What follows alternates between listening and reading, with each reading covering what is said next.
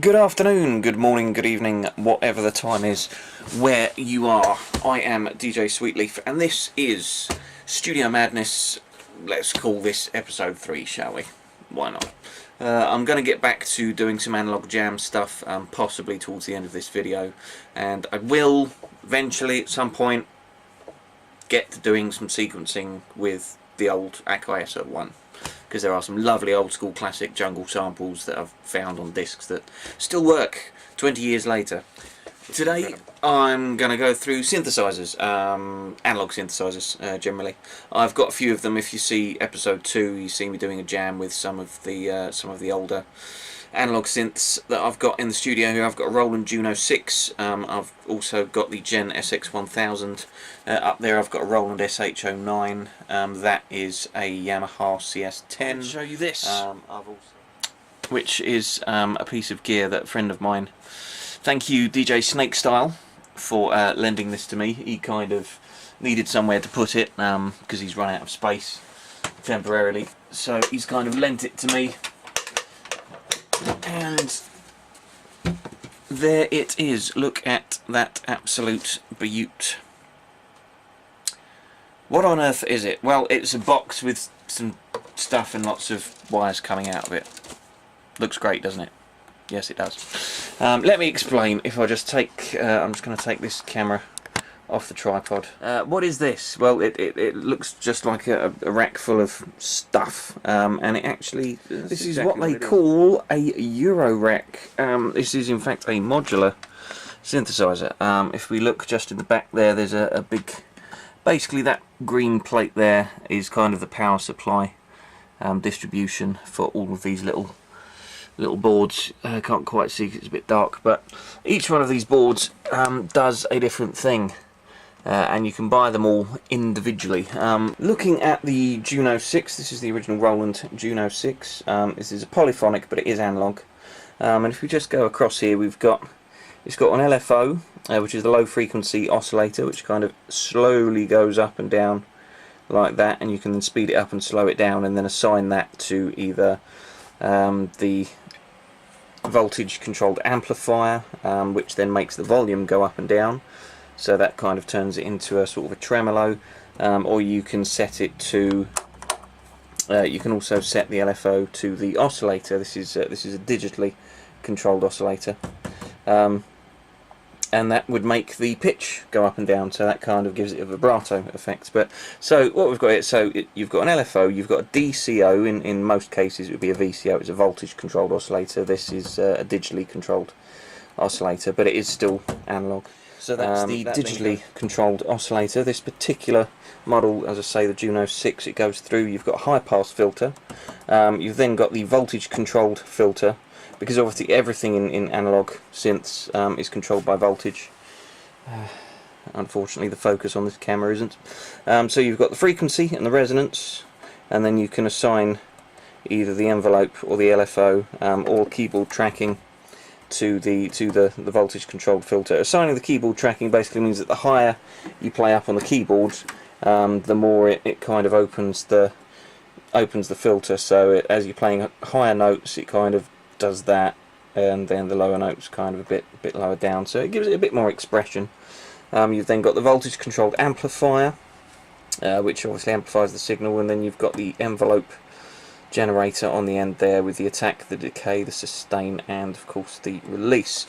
So that is a breakdown of one kind of all-in-one synthesizer keyboard. So oscillator, filter, amp, envelope, and all these Eurorack modules is exactly the same thing, except what they do is they break each individual part down. So as you can see here, we've got, that's VCF, so that's a voltage controlled filter. VCA, that's a voltage controlled amp. ADSR, so that's the envelope generator, attack, decay, sustain, release. This is a little mixer, so it's like an audio mixer. So you've got 4 inputs and 1 output. Next to that, this has got it's got a noise generator there as well. 808 sound source, it says there, with 6 oscillators or 2 oscillators. It'd be interesting to see what that does. It's also got a noise generator there. Just in here, that little bit here, I think that's 2 inputs. So you got XY input and then an XY out, and again XY input and XY out. That is a ring modulator, which means you can insert one signal and then plug in another signal to the other one, and it kind of mixes the two together. It modulates one with the other, basically. Makes it sound very interesting. We'll have a look at that later on.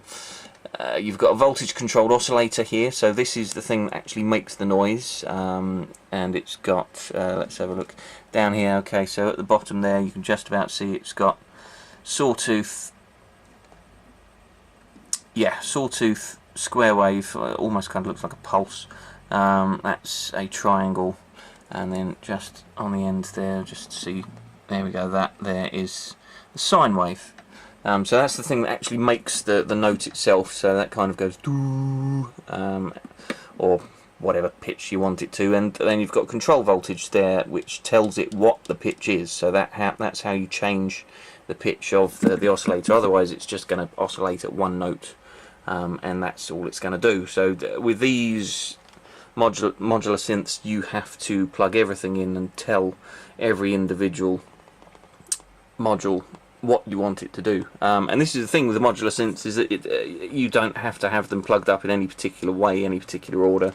You can have the voltage controlled amp controlled by the output of the I don't know, well, the output of anything really. This is the whole thing. The thing with modular is that you can plug the inputs and the outputs of anything almost into anything and kind of see what happens. Yes, it does help to know roughly what you're doing if you know what it is that you want to get out of it. Otherwise, you could quite happily play around with one of these things without really knowing what you're doing, and you'd still be able to get some kind of sounds out of it. And sometimes that's how happy accidents happen. Here we go. Down here you've actually got 2 LFOs there as well. So that is the thing with these kind of modular synths.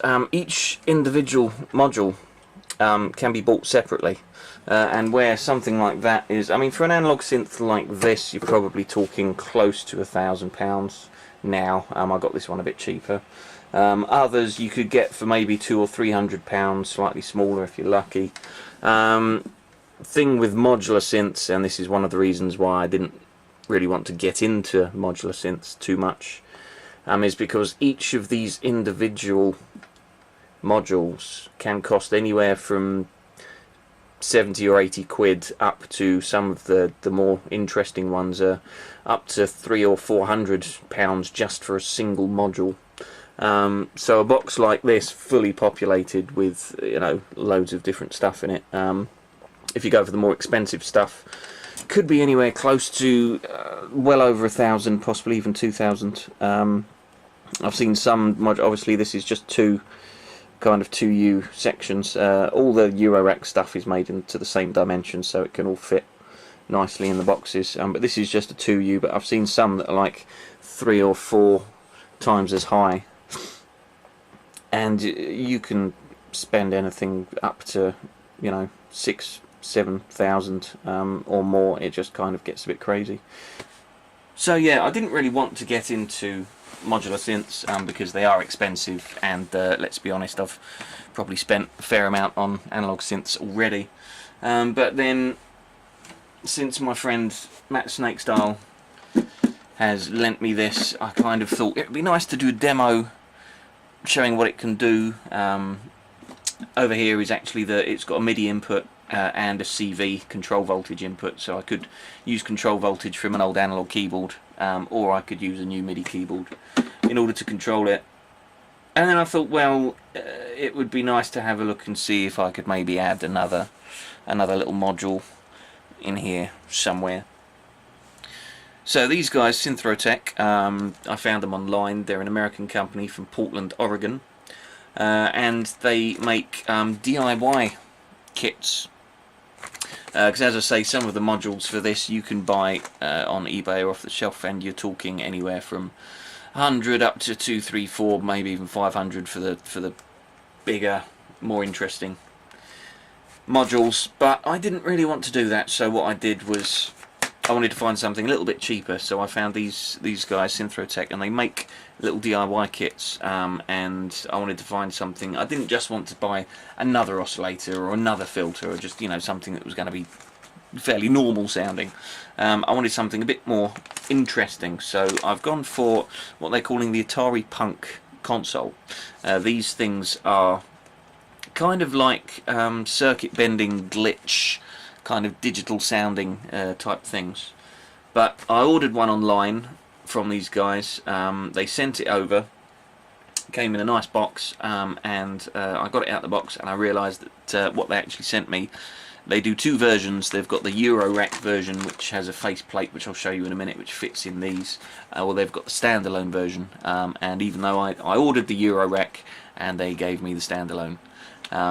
But bless them, they were really nice about it. I contacted them and said, look, hey, you've sent me the wrong thing, how can we resolve this? And they were quite apologetic and quite happily just sent me the actual Eurorack version, which is great. So now it's build it yourself. So I'm just gonna, this is the first time I've actually opened this pack, so I'm just gonna open this up now. Alright, here we go. So there's a few little bits and pieces. I think there's maybe 1 or 2 chips on this. So it's you know, it doesn't have much going on. It's just a couple of knobs there. That's the ribbon cable, which will connect to the back power supply strip.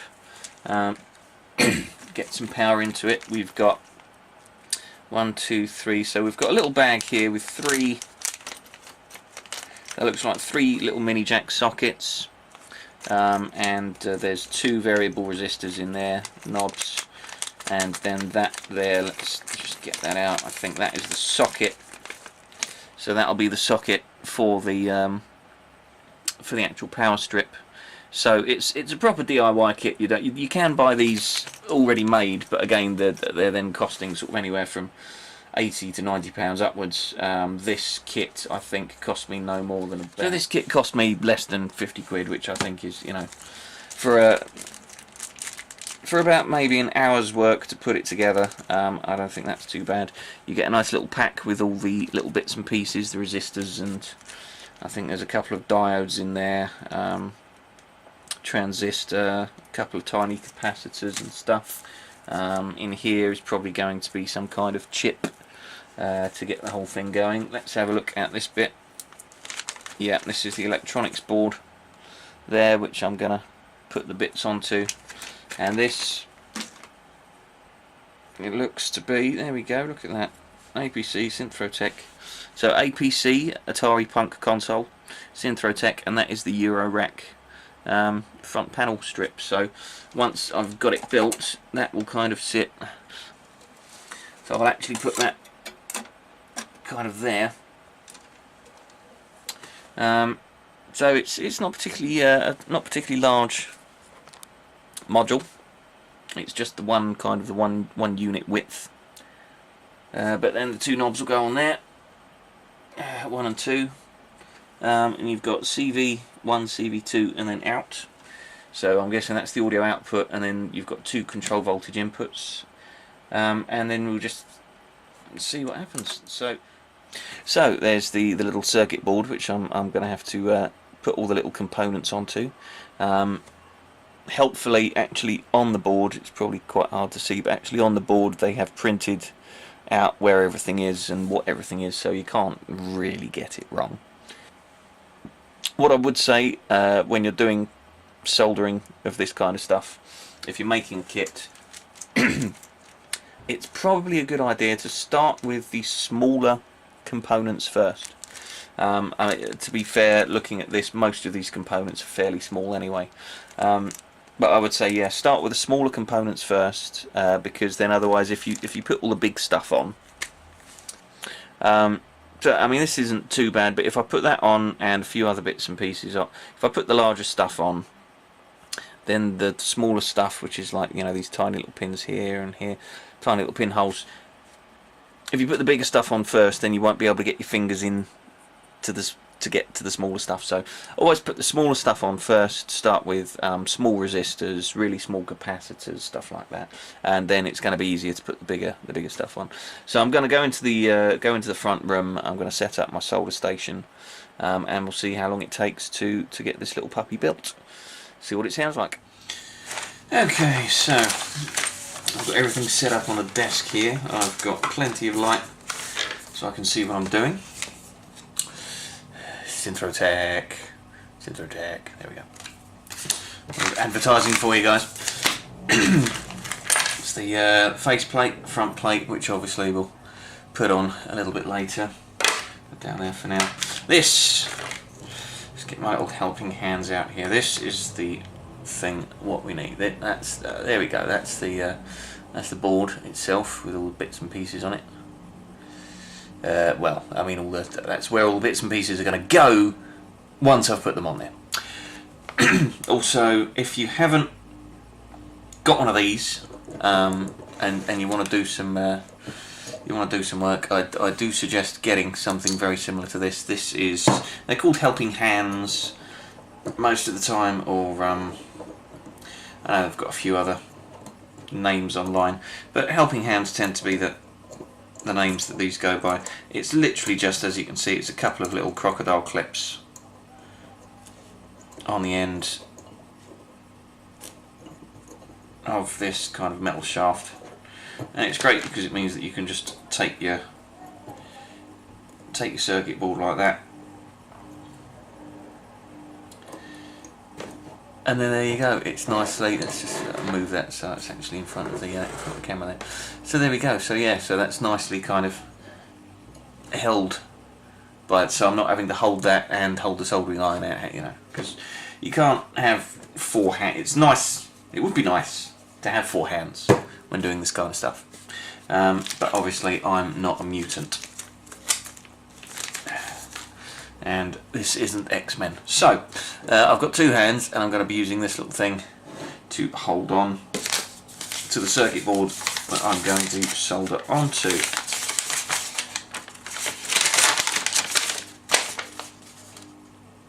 Really helpful,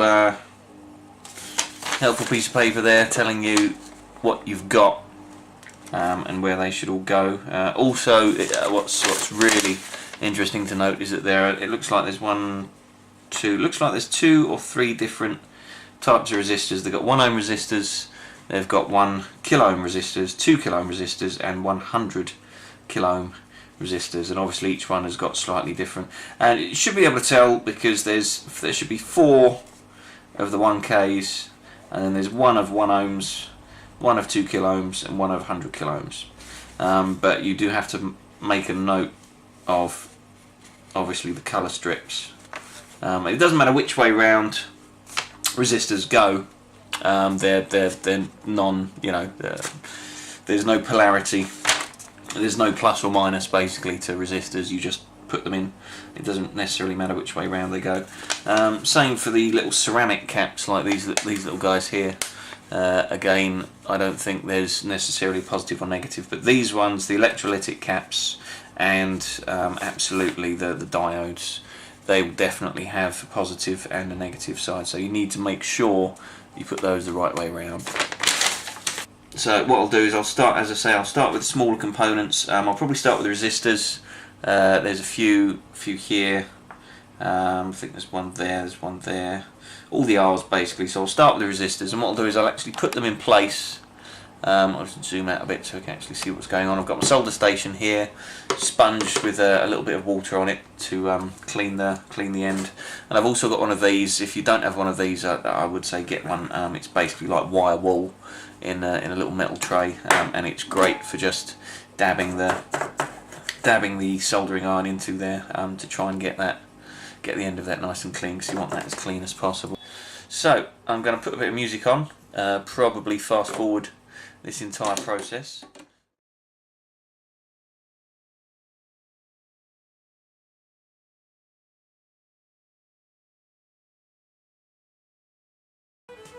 One thing that I do tend to do, especially when putting in the smaller components, or any of them really, but what I've done is I've put the put some of the resistors in where they need to be, and then on the other side, as you can see, what I've then done is I've then just kind of bent the legs out a little bit on either side, so that instead of the legs going just straight through, they're actually bent out on the bottom, and that just helps to actually keep them in place. Just hold that under the light there, so that keeps them in place and stops them moving around.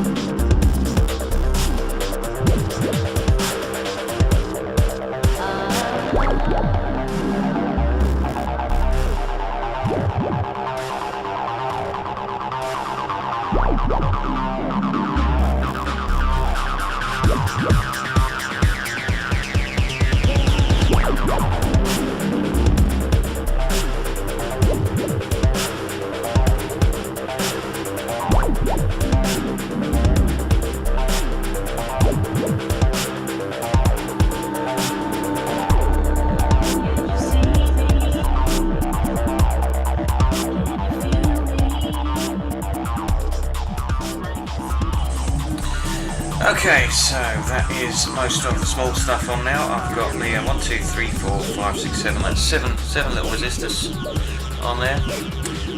We've got 1, 2, 3 ceramic caps, 1, 2 electrolytic caps, 1, 2, 3 little diodes, and then that little voltage regulator, which is just on the end there, that little IC.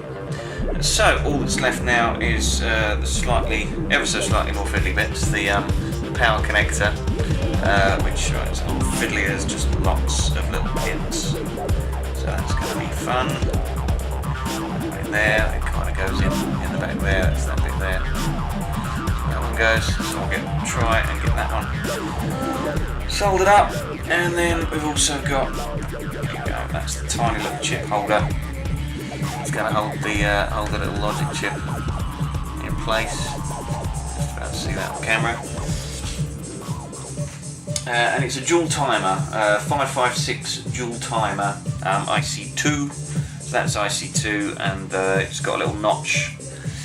Probably a little hard to see there. If I can, there we go. There's a little notch shape actually on the graphic, and it's just about to see there's a little notch there on that end, so that goes that way round in front of the camera. Actually sit that on the table so that I can get that flush to the board as I solder it. Once I've got one or two of the pins soldered on, then that should hold it in place.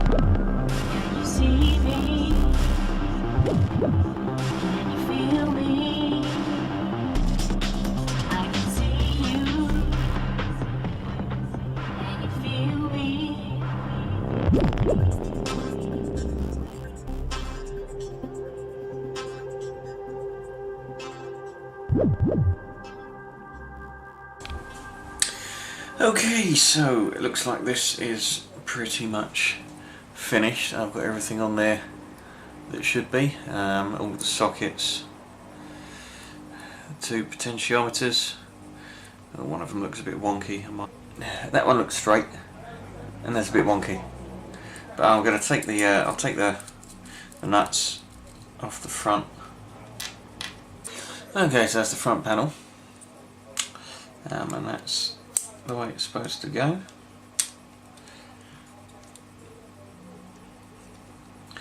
To be fair, that's not too bad. I've just managed to just gently pull that so that it's flush and straight, so that shouldn't be too bad. Let's get that bit on there. I'm just going to give the board one last inspection. I've got my little magnifier here, which I'm just going to have a look at.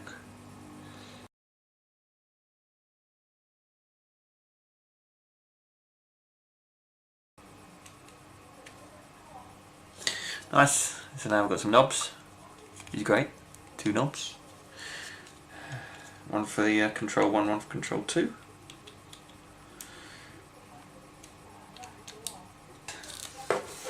In here is a little timing chip. This is probably what does most of the noise making. So you can see that there.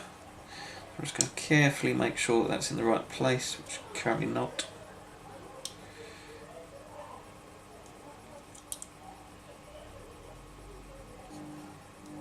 That is looking good to me.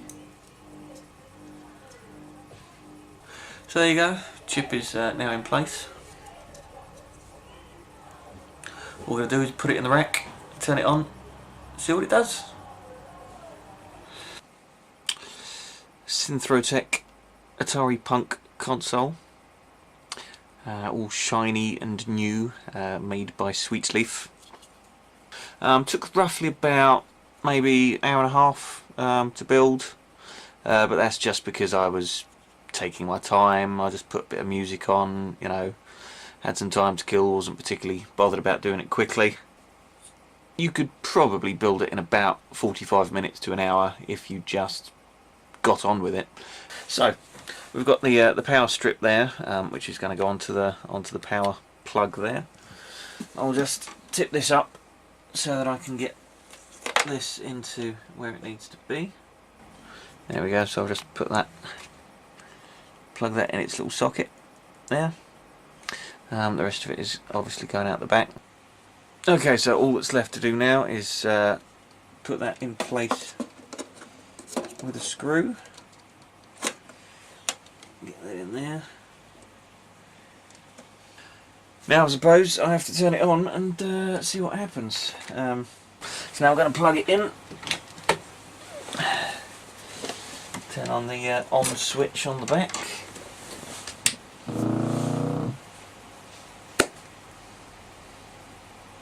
Nice. Right, now, let's see if we get anything.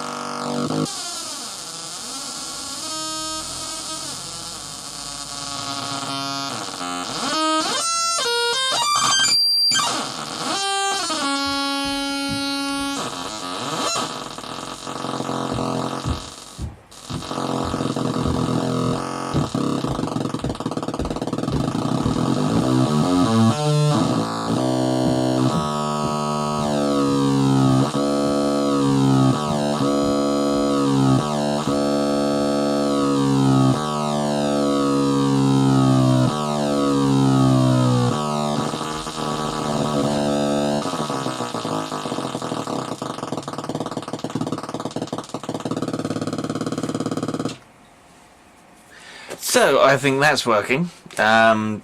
Just the two controls. Control. It just says 1 and 2. Literally, that's all that's on the knobs, and that's what they do. Kind of sounds a little bit crazy. That is coming directly straight out of the thing, so it works. It works. Thank you, Synths Eurorack. Brilliant. For a lot less, it was definitely under. As I say, it was probably about 50 quid. No more, I don't think. So for 50 quid, then our half's work. That's not bad at all. Try random output into control 1 of the Synths Eurorack.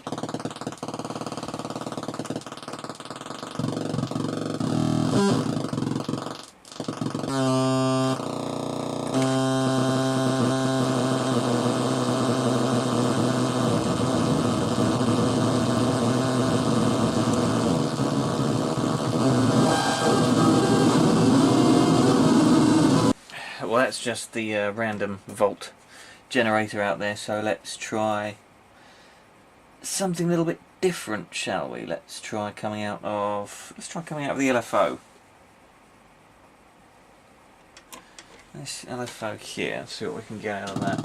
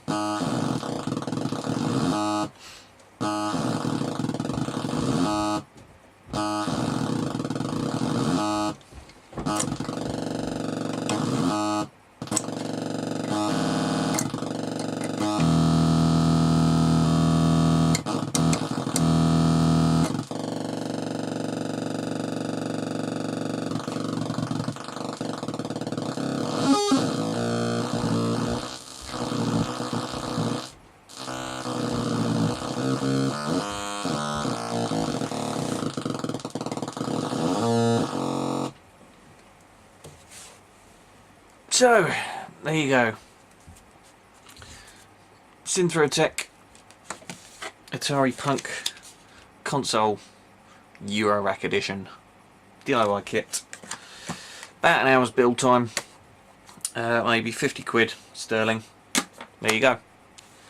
I will do another video very soon where I'll demonstrate this properly and show what it can actually do and what you can do with it, and just have a play around and maybe do an analog jam too. But for now, Chris Sweetleaf, Studio Madness, Eurorack. Till next time.